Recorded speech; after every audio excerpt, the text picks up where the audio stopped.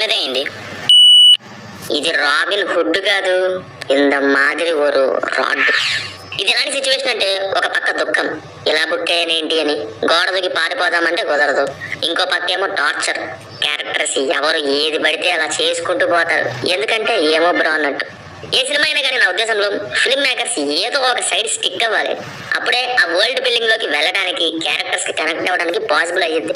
కోసేపు అది, కోసేపు ఇది, కోసేపు ఇంకేదో అంటే అవి డంబు క్యారెక్టర్సా, డంబుగా చూపించండి. సిల్లీగానే చూపించండి. తెలివి గల వాళ్ళగానే చూపించండి. ఎందుకు ఎటు పడితే అటు, ఎలా పడితే అలా ఇష్టం వచ్చినట్టు గింగిరాలు తిప్పుతున్నారు? చెప్పాలంటే కేటిక ఐటమ్ సాంగ్ అండ్ వార్నర్ కోసం తీసినట్టున్నారు. ఫన్ ఎంటర్టైన్మెంట్ కోసం అయితే ఏమనిపించలేదు. భీష్మ లాంటి లైన్ తీసుకొని ఎథికల్ హ్యాకింగ్ లో టాపరు కదా, ఎథికల్ హ్యాకింగ్ టైప్ లో కొన్ని వేసేసి రాబిన్ హుడ్ యాడ్ చేసి జబర్ షో స్క్రిప్ట్ వేసినట్టుంది.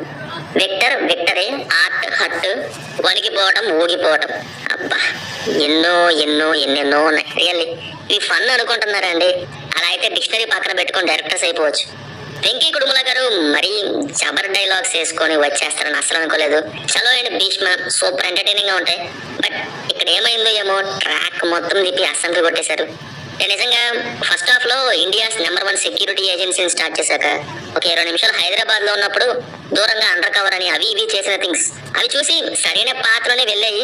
బట్ ఎప్పుడైతే ఆ రుద్రవరం కొండ అనేది ఏదో ఊరు వస్తుంది మధ్యలో, అక్కడ మొదలైంది టార్చరు. మామూలు టార్చర్ కాదు. ముందేమో అదేదో రాబరీ థ్రిల్లర్ అన్నట్టు బిల్డప్ ఇస్తారు, రాబరీ సీన్స్ పెట్టి. వై చివర్లో చిటికేసినంత ఈజీగా చేసేస్తారు. మరి మధ్యలో ఈ సోది ఎందుకంటే ఏమో అంటారు. మళ్ళీ విలన్కి మధ్యలో బుర్ర ఉందంటారు, మళ్ళీ లేదంటారు.